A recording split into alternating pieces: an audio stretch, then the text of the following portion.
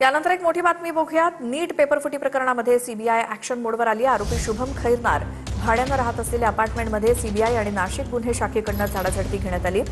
जवळपास 3 तासांपासून शुभम खैरनारच्या कुटुंबियांची देखील सीबीआयकडून चौकशी सुरू आहे। शुभम खैरनारच्या भावाला सीबीआयनं चौकशीसाठी ताब्यात घेतलंय।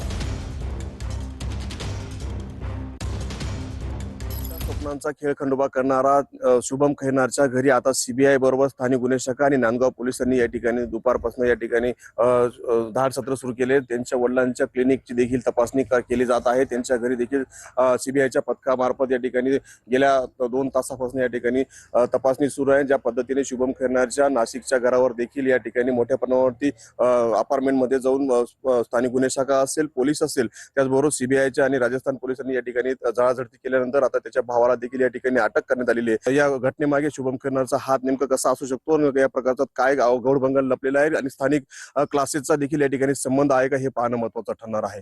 मनोज शेवाळे, TNN मराठी, नांदगाव।